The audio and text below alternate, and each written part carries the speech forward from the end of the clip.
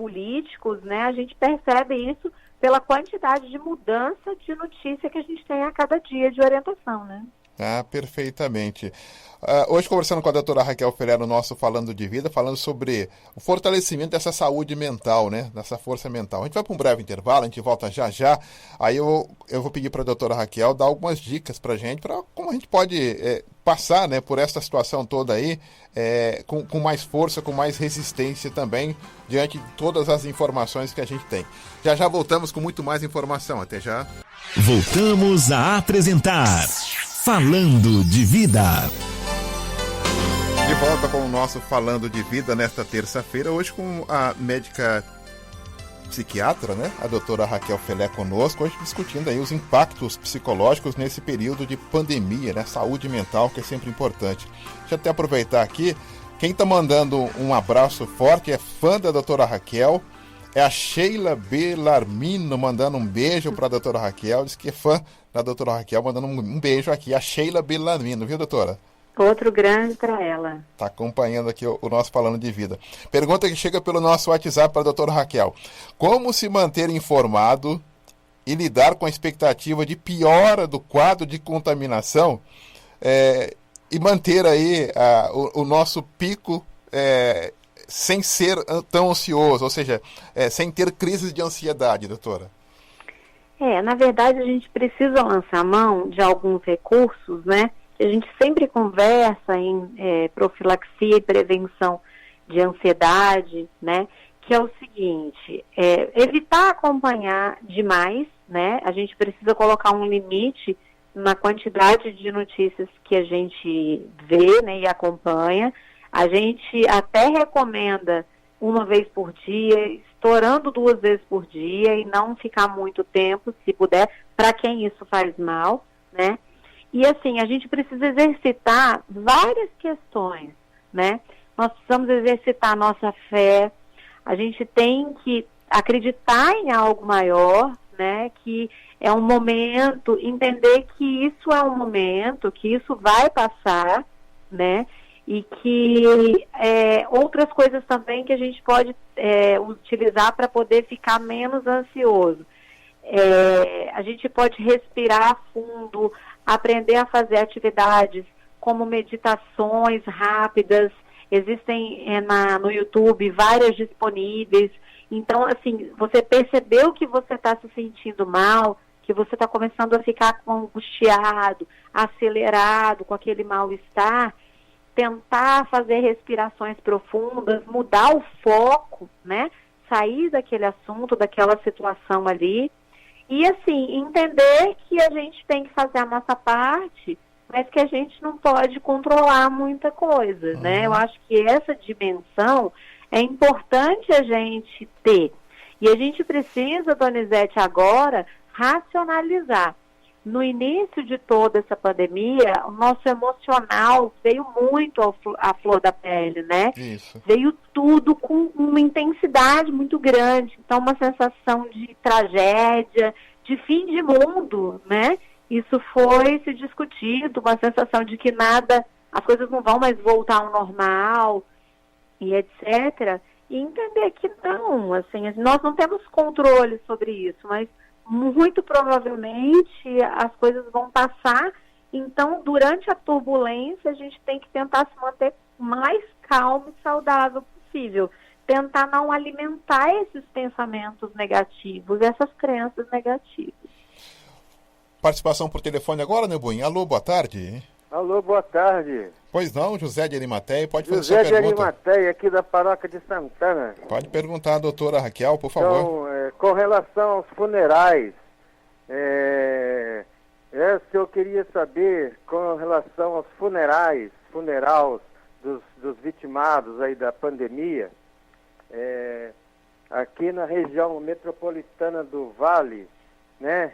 Da região metropolitana do Vale do Paraíba, litoral aí, você tem alguma ferramenta aí para mim saber a quantidade de funeral que já foi realizado aqui e outra região, por exemplo, que eu gostaria de saber, a região do sul de Minas, quantos funerais já foram efetuados, tiveram que ser feitos por conta dessa pandemia, e se durante o funeral, por exemplo, aparecer pessoas que queiram, por exemplo, uma banda de música, ou sei lá, um quarteto de som, sei lá, nem que fosse só instrumentos de sopro, bem suave, assim, se isso você poderia considerar um caso de psiquiatria, o que a senhora pensa a respeito disso? Tá bom, obrigado, José de Arimateia, pela sua pergunta. Auxiliando a participação do José de Arimateia, doutora Raquel, algo que a gente não tem falado muito, mas é a questão aí da não vivência do luto e desse impacto da não vivência desse luto nesse período também, né? Sim, a gente precisa falar sobre isso mesmo. Algumas pessoas são acometidas, né, essa questão do luto, perdem algum familiar, alguma pessoa querida, às vezes não de Covid, às vezes de Covid, né? E como lidar com o luto nessa situação especial? É tentar realmente você consumir, você utilizar melhor o seu tempo e principalmente a sua rede social de apoio. Então, dessa forma, você ter um tempo de qualidade, né, Donizete? Então, que eu sempre conversei com vocês. Isso. Você tentar se aproximar, a internet está aí para isso, né? Já que a gente não pode se encontrar tanto, a gente precisa utilizar a internet de forma positiva para poder se aproximar das pessoas queridas, pessoas que têm uma palavra amiga, uma palavra boa para poder falar, para você se sentir amparado. Então, a gente pode dizer hoje que nós estamos num período de vigilância mais excessiva, doutora? A gente está vivendo mais essa vigilância mais excessiva e ela pode prejudicar? Vigilância? Excessiva em relação ao que pode acontecer, porque a gente parece que não consegue. A gente não consegue, né? Nem fechar os olhos, porque a gente está sempre esperando uma notícia ruim, né? Não pode, né? A gente não pode deixar que isso baseie 24 horas do nosso dia, realmente. A gente precisa se informar e sair um pouco disso, ter a nossa vivência familiar, aproveitar esse momento para poder estreitar as relações de uma forma positiva com os filhos, né, que estão em casa, marido e mulher que estão em casa, e tentar fazer atividades prazerosas, produtivas, que distraiam, e em convivência e família mesmo. Certo. Doutora, para quem antes da pandemia já fazia um tratamento para depressão, e hoje nós todos estamos nesse mesmo barco, o que só poderia falar para essa pessoa ficar um pouco mais tranquila, ou até mesmo sair, melhorar esse astral? Porque antes ela já fazia um tratamento para depressão, e agora está todo mundo um sinal de alerta, né? Assim, de forma alguma, interromper esse tratamento, né? Essa é a primeira recomendação que a gente dá. Nem o psiquiátrico, nem o psicológico. As psicólogas, grande parte delas está atendendo online também. Os pacientes às vezes queixam que não é a mesma coisa, mas é o que a gente dá para fazer no momento, né? Até tudo se normalizar. E manter esse tratamento e tentar continuar positivo, né? Então, vamos usar, já que a gente está com tempo sobrando, vamos dizer assim, né? Vamos tentar organizar esse tempo dentro de casa, organizar a casa, né? Jogar algumas coisas fora, fazer doações e organizar e ver programas em família. E às vezes tem até, a gente está falando família, mas tem muita gente que está isolado sozinho, né? É verdade.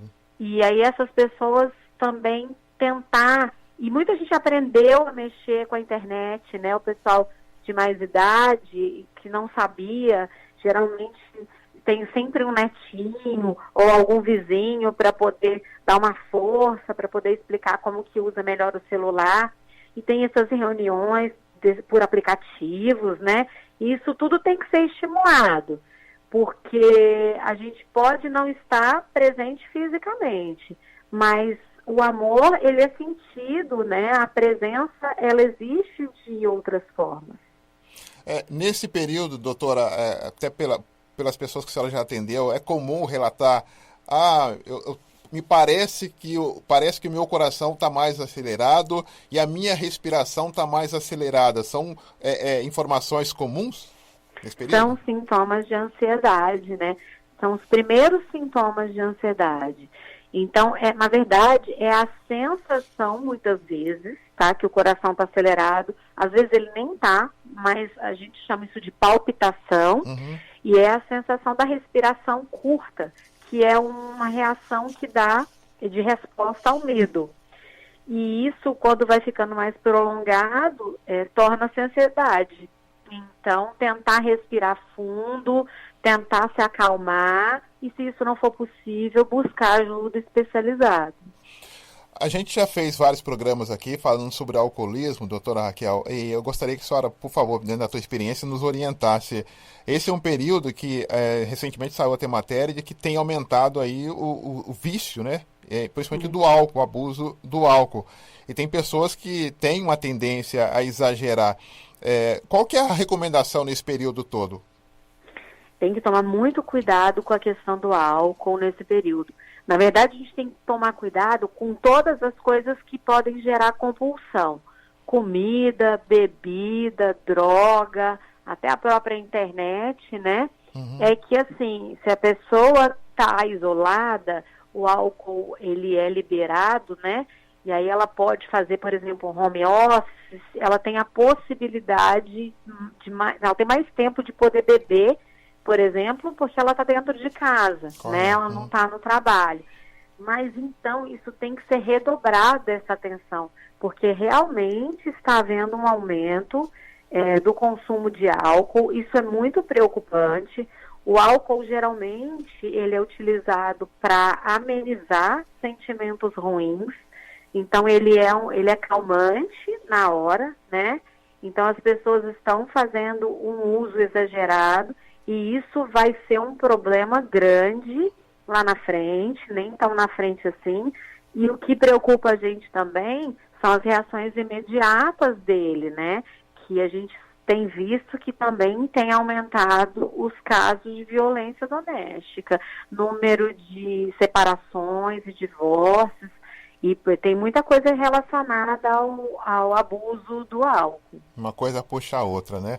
A Sim. participação por telefone. Alô, boa tarde. Ô, Dona Zé, você tá bem?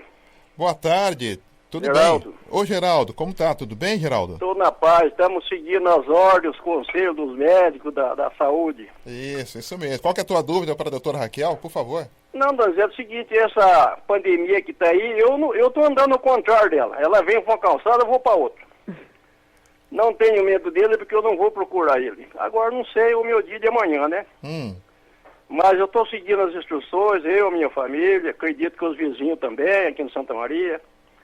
Então aqui eu vejo o povo meio tranquilo. Tem alguns sem máscara aí, duvidando que ele não parece no ar, nem no oxigênio que nós respiramos. Mas graças a Deus esse trecho aqui está tranquilo.